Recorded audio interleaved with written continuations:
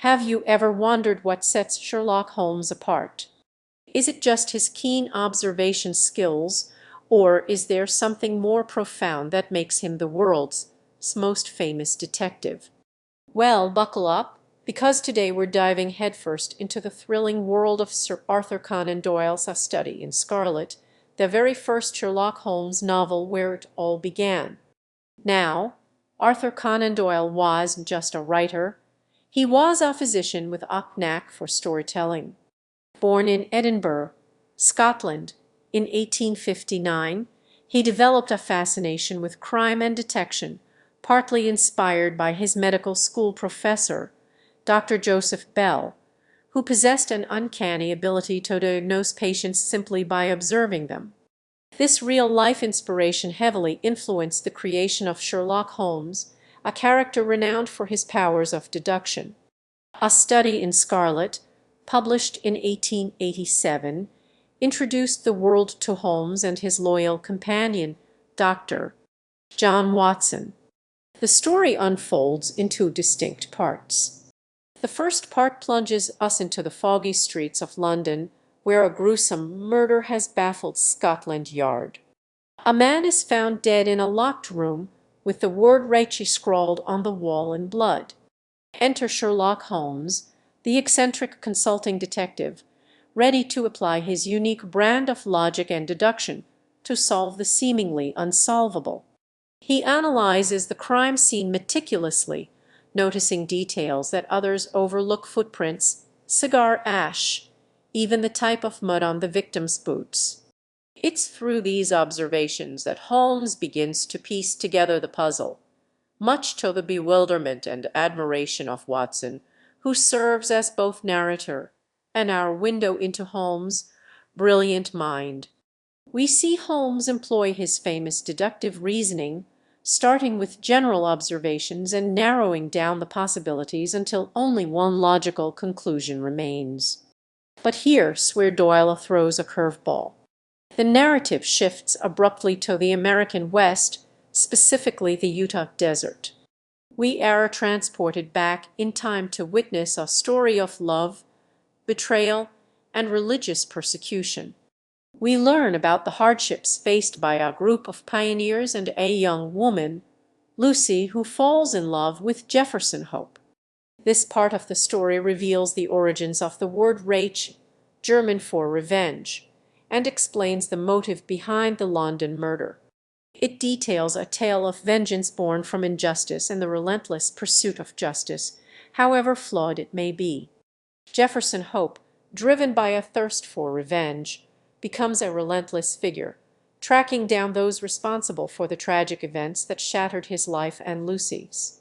He follows them across continents, eventually finding them in London, where he executes his meticulously planned retribution. The shift from London to the American West might seem jarring at first, but it's crucial for understanding the complexities of human nature and the long-lasting consequences of past actions. Doyle skillfully uses this dual narrative to explore themes of justice, morality, and the consequences of religious extremism. When the story returns to London, Holmes effortlessly connects the dots, revealing the identity of the killer and the motives behind the crime. He lays out his deductions in a masterful display of logic, much to the chagrin of the police, who had dismissed his methods as mere guesswork. Holmes demonstrates the power of observation, meticulous analysis, and logical reasoning in solving even the most perplexing mysteries. It's not just about finding clues. It's about understanding human behavior and the underlying narratives that drive individuals to commit heinous acts. So, what are the takeaways from A Study in Scarlet? Firstly, it highlights the importance of observation. Holmes teaches us to pay attention to the details, to see what others miss, because often the smallest details hold the key to unlocking the truth. Secondly, it emphasizes the power of logical reasoning.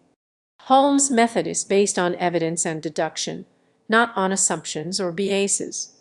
He shows us the value of approaching problems with a clear and rational mind. Thirdly, the novel explores the complexities of justice and revenge. It forces us to question whether revenge is ever justified, even when driven by deep-seated pain and injustice.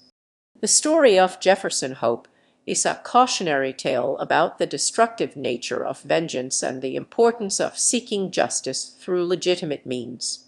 Finally, A Study in Scarlet reminds us that every action has consequences, and the past can have a profound impact on the present.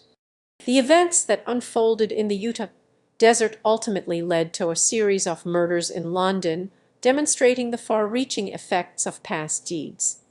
A Study in Scarlet isn't just a detective story, it's a study of human nature, an exploration of justice and revenge, and a testament to the power of observation and logical reasoning. It's a book that stays with you long after you've turned the final page, prompting you to see the world around you with a sharper, more analytical eye. It teaches us that even in the darkest of circumstances, the light of reason and observation can prevail. Thanks for joining me on this journey into the world of Sherlock Holmes. I hope you enjoyed exploring A Study in Scarlet. If you did, please give this video a thumbs up and subscribe for more book recommendations. Let me know in the comments what you think of Sherlock Holmes' methods. Until next time, happy reading.